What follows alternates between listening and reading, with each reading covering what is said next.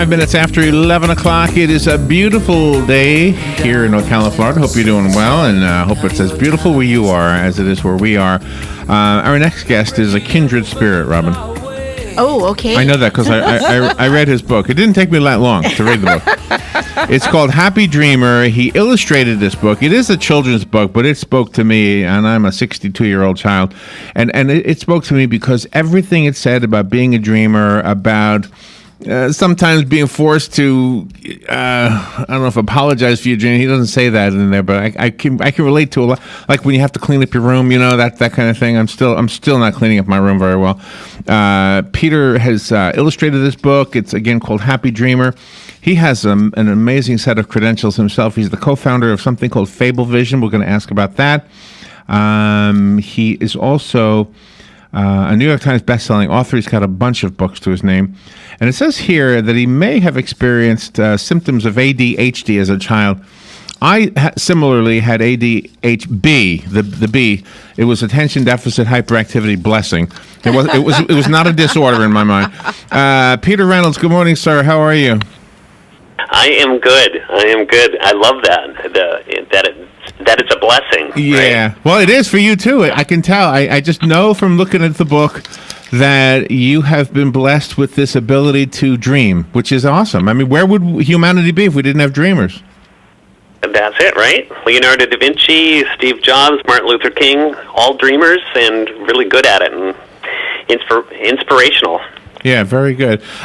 So in writing the book, did it start out was there a way was there a genesis for the book? What caused this particular idea? Well, it's kind of tied to what you just said, that it's a blessing, right, to have that kind of brain. And I was at a Learning Differences conference at Harvard University, and they had these amazing, successful people, CEOs and broadcasters and professionals who had done really well in their lives, and they talked about what it was like being a kid in school, and they all described it as being rather painful because they were fidgety and they had other things on their mind, and they would get into trouble because they weren't paying attention, and yet they kind of powered through it using their resilience and their creative energy, and they all found what they loved to do early, and they just stuck with it. And the professor at the panel said, well, all these people have done they've done amazing things, but they're describing attributes of ADHD. And oh, really? So I'm thinking to myself, wow, they were just describing me as a kid. And I'm thinking, did I have ADHD? And I thought, I'm like, wow, that sounds kind of a bit cold and clinical. And I thought, I'd love to warm that up a bit. So I took my pencil and I wrote ADHD, amazing, delightful, happy dreamer. There you go. Then I wrote a poem, and that poem turned into this book, Happy Dreamer. Oh, I didn't even make the connection. Okay, well, thank you for sharing that.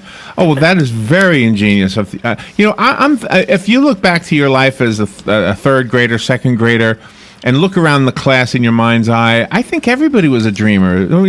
One person might have been dreaming about being a football player. That's not any different than dreaming about being an artist, I don't think. No, absolutely not, right? I mean, there's a lot of cool stuff going on in kids' heads, and unfortunately, I think it's because of this, the obsession we have with testing kids. We don't really get to find out what is going on in kids' heads and what their dreams are, and if we did, I think we'd have kids who were more engaged, and they'd learn a little bit earlier, who they are and where their dreams might lead them. Do you know what I think, though? The fact that you've put this into a book, especially a children's book, here's what I'm imagining. I'm imagining that the book is part of a two-person experience, that there's a child and there's an adult as this book is being read. And as the child is grasping what you're saying in the book, he turns to mom, he turns to grandpa, whoever is sitting with him, and says, that's me. And the conversation begins, and you sort of give them license to express that this is how they are, this is how they feel. Yeah, well, I love that you described, child with their, parent or grandparent, somebody who loves them, sharing that book with them. I'm a big fan of kids reading, obviously, but reading with your child is so important because there are these amazing revelations that happen and connections that happen when you're reading a book. And to be able to share that with an adult, and honestly, I think adults learn as much from kids as the other way around. And right. At the end of the book, we've actually built in, there's a page that says there are so many ways to be a happy dreamer. Yes. What kind of dreamer are you? And you open it up, and there's this big inventory of all these little drawings of different ways of being happy and being a dreamer. And I'm hoping that parents and caregivers and kids will have cool conversations as they roam around those pages, finding themselves in the illustrations. But you do something amazing with this. As the parents are reading to the children, you're encouraging the children to read the words back to the parents, and also that it's okay for the children to have their own pursuits and not follow in the shoes of their parents. Yeah, that's a really good insight. I think sometimes we schedule our kids and we program our kids, and we're obviously we want the best for them, but we often will refer to ourselves as the model. It's like, I'm good at math, so then you should be too. But we need to give kids some wiggle room to tell us who they are. While they might share some DNA, they're not a duplicate copy. They're original. So that's my hope, is that this book inspires you to get to know your kids better and to help them be more them and be happy dreamers. Peter, quite often when we speak to children's authors on our show, we're talking about a book that is really put together by two people, a writer and an illustrator. In your case, you're both.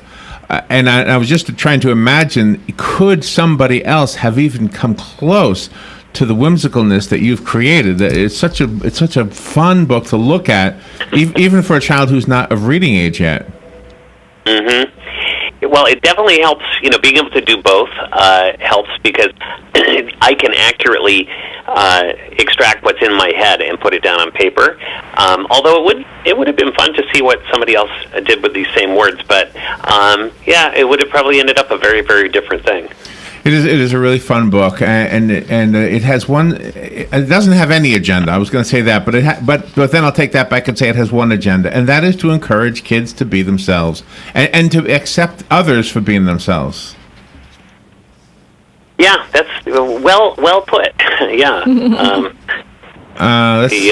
I'm looking at the fold out in the back with all the little pieces of artwork. Art happy, move happy, celebration happy, laugh happy, family happy. You've got everything on the back here. I have a copy of the book. This is such a delightful book. If you have a child, you will love sitting with your child reading this book to him or her. Peter sent it to us, and I'd like to give it to you, so call me right now and I'll put your name on it. The rest of us have to go buy it. Peter, you have a website? I do. It is my name, Peter H. Reynolds. The H stands for Hamilton, not the hit Broadway show, but the expensive Broadway show. Exactly right. But it's named. My middle name is named after my grandfather, who was born in Hamilton, New Zealand. So it's Peter H. Reynolds, Peter Hamilton Reynolds, and you can learn about my books there and my bookshop in Boston. If you're ever in Boston, come visit me. Oh, right. Nice. Oh, and that's where you are right now, Boston? I am in cold, cloudy Boston, right by the ocean. Peter, you brought a bright moment to our show this morning. Thank you for being on the air to share this with us. Thank you guys so much. You're welcome. Really, this was a lot of fun. Thank you. We will be right back.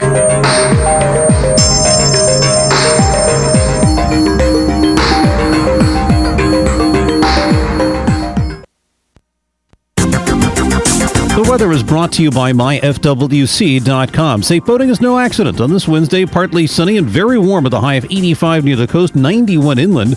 Partly cloudy Wednesday night, low 57 inland, 67 on the coast. Thursday, partly sunny and remaining very warm, high 84 on the coast, 90 inland. For Friday, clouds and sun, breezy and warm.